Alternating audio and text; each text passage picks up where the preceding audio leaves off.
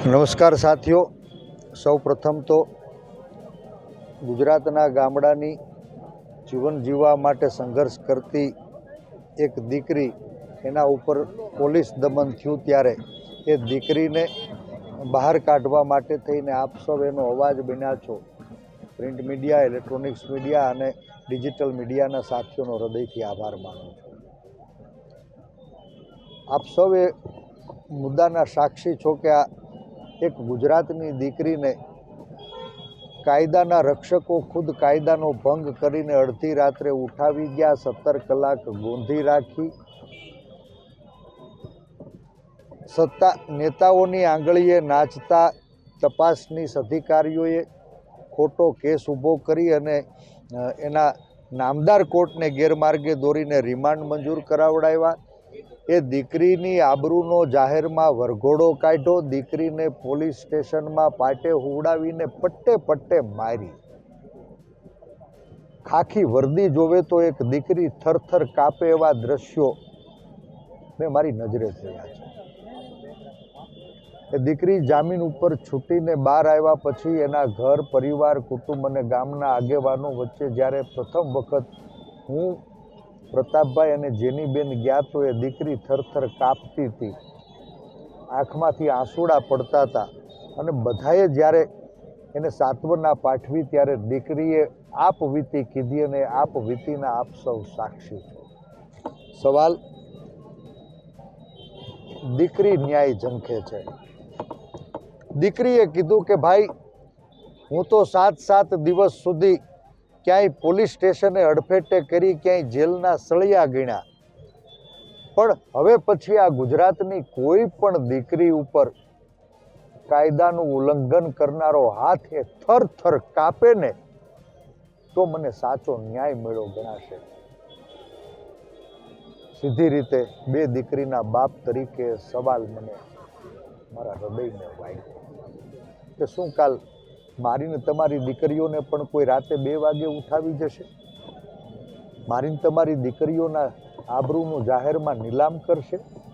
મારીને તમારી દીકરીઓને પોલીસ સ્ટેશને પાઇટ ઉપર હોવડાવીને પટ્ટે પટ્ટે મારશે? નહીં. આ ગુજરાત છે એ ગાંધીના સંસ્કારથી, સરદારના સ્વાભિમાનથી અને બાબા સાહેબે ઘડેલા સંવિધાનથી ચાલશે. એ વ્યવસ્થાનું પુનઃસ્થાપિત કરવા માટે અમે આ લડાઈને આગળ વધારી છે. પીડિત પાયલને ન્યાય આપવા માટે નારી સ્વાભિમાન આંદોલનનો આજે સવારે ડૉક્ટર જીવરાજ મહેતાની સાક્ષીએ રાજકમલ ચોકમાં પાયો નખાણો છે, એક દીપ પ્રગટાવવાનો પ્રયાસ કર્યો છે. એ નારી સ્વાભિમાનનું રક્ષણ કરવા, એના ભવિષ્યની ચિંતા કરનારો ગુજરાતનો દરેક બાપ, દરેક મા જરૂરથી આ નારી સ્વાભિમાન આંદોલનની અંદર સીધી રીતે, આડકતરી રીતે જોડાશે એવો મને સંપૂર્ણ વિશ્વાસ છે. માગણી ખૂબ નાની એવી માગણી છે અને એ દીકરીએ જે સવાલ પૂછ્યા કે એક નિર્દોષ દીકરીને અડધી રાતે ઘરેથી ઉઠાવીને 17 કલાક ગોંધી કોણે રાખી? એક કુંવારી કન્યાનો જાહેરમાં વરઘોડો કોણે કઢાવ્યો? એક નિર્દોષ દીકરીને પાટે હુવડાવીને પગે પટ્ટે પટ્ટે કોણે મારી? આ ગુજરાતના સવાલ છે અને દીકરી ઈચ્છે છે કે મને ન્યાય મળે. મને પટ્ટે પટ્ટે મારનારા લોકોના જો પટ્ટા ઉતારી લેવામાં આવે ને તો ભવિષ્યની અંદર કાયદાના જાણકાર હોવા છતાં કાયદાનો ભંગ કરનારો એવો દરેક હાથ, એ અધિકારી હોય, એ કર્મચારી હોય કે પદાધિકારી, એ થરથર કાપવો જોઈએ અને આવા અહંકારી લોકોને રૂગજાવ કહેવાનો સમય પાક્યો છે. ત્યારે આપના મારફત હું એક પીડિત દીકરી પાયલની વેદના વ્યક્ત કરવા માંગુ છું. દીકરીએ કીધું છે કે જ્યારે દીકરીઓ ઉપર અવાજ ઉઠે ને ત્યારે નાત જાત ભાતમાં વેચી અને સરકાર એની જવાબદારીઓમાંથી છટકતી આવી છે. શું હું ગુજરાતની દીકરી નથી? હા બેન, તું ગુજરાતની દીકરી છો. અને એટલે એ ગુજરાતની દીકરીએ કીધું કે બાપ, 18 વરણ અવાજ ઉઠાવો. બની બેઠેલા સમાજના શ્રેષ્ઠીઓ છે ને, હવે ખુલીને બહાર આવો. જે ગુનેગાર પોલીસ હોય એના પટ્ટા ઉતરાવો. અમારા ઉપર જે નકલી ફરિયાદ થઈ છે ને એ રદ કરાવો. આજ ચોર કોટવાળ બની અને તપાસ કરતા હોય એમ નકલી ફરિયાદ દાખલ કરાવ્યા પછી જ્યારે તપાસનીશ અધિકારીઓ ગુનેગારના પાંજરામાં આવ્યા તો નકલી સીટની પણ રચના કરી. અમારા કાયદાવિદોએ કાયદાનો અભ્યાસ કરી કાલ અમરેલી જિલ્લા એસપીને મળી તમારી સીટમાં તમારા ઉપર અમને વિશ્વાસ નથી કારણ કે તમે ખુદ ગુનેગાર છો.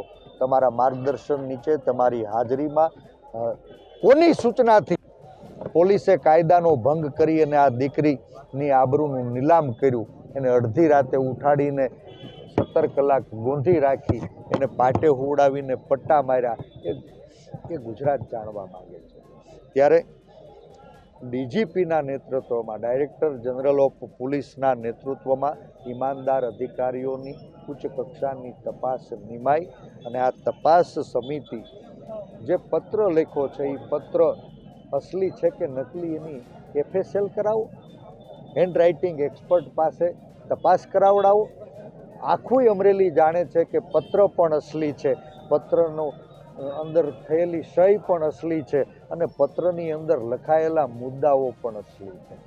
એ મુદ્દાઓ અંગે ચર્ચા કરવા અમારા અમરેલીના પ્રતિનિધિ એક નાલાયક નપાવટ નેતા તેણે દીકરીની આબરૂનું નીલામ કર્યું. કદાચ ને અમે લગાડેલા આરોપો ખોટા હોય તો આ જ મંચ ઉપર જાહેર ચર્ચાના ચોરા ઉપર બોલાવ્યા હતા. કમનસીબે 2 કલાક સુધી મેં ગુજરાતના મીડિયાના મિત્રોએ અને અમરેલીના નગરજનોએ બોળી સંખ્યામાં ઉપસ્થિત થઈને રાહ જોઈ પણ એ જવાબ આપી શક્યા નથી. માટે ડીજીપીના નેતૃત્વમાં ઉચ્ચ કક્ષાની ઈમાનદાર અધિકારીઓની કમિટી રચાઈ. એ પત્ર અસલી છે કે નકલી, એના અંદર જે આરોપો લગાડવામાં આવ્યા છે સાચા છે કે ખોટા, અને જે કોઈ ગુનેગારો હોય એને સજા અપાવવાનું કામ કરે. બધા જ CCTV ફૂટેજ કબજે કરવામાં આવે. એ દીકરીને શુક્રવારે રાત્રે અડધી રાતે ઘરેથી પકડીને લઈ ગયા આવું દીકરીએ ખુદ કીધું ને વારંવાર કીધું છે. તાલુકા એજ્યુકેટિવ મેજિસ્ટ્રેટ અને મામલતદારની સમક્ષ ઓન કેમેરા પણ એને આપવીતી કઈ સંભળાવી એનું ગુજરાત સાક્ષી છે. ત્યારે સીધી જ વાત છે કે દીકરીના ઘરથી વિઠ્ઠલપુર ગામ, ફતેપુર હોય, ગુજકો માસોલ ચોકડી હોય, અમરેલી બાયપાસ સાવરકુંડલા રોડ ઉપર બાયપાસ જંકશન હોય, અમરેલી સિટી પોલીસ સ્ટેશન હોય, સાયબર ક્રાઇમની ઓફિસ હોય, LCBની ઓફિસ હોય, SPની ઓફિસ હોય, એ દીકરીનું રિકન્સ્ટ્રક્શન કરવા માટે વરઘોડો કાઢ્યાના બીજા દિવસે લઈ ગયા હતા. તો એની આજુબાજુમાં જ્યાં ક્યાંય પણ સરકારી કે ખાનગી CCTV ફૂટેજ હોય તો આ બધા જ CCTV ફૂટેજને કબજે કરવામાં આવે. આ સીમિત મુદ્દાઓ સાથે દીકરીએ ન્યાય માંગ્યો છે. 18 વર્ણને સહકાર આપવા માટે અપીલ કરી છે. બધા જ સામાજિક આગેવાનોને ખુલીને બહાર આવવા માટે વિનંતી કરી છે.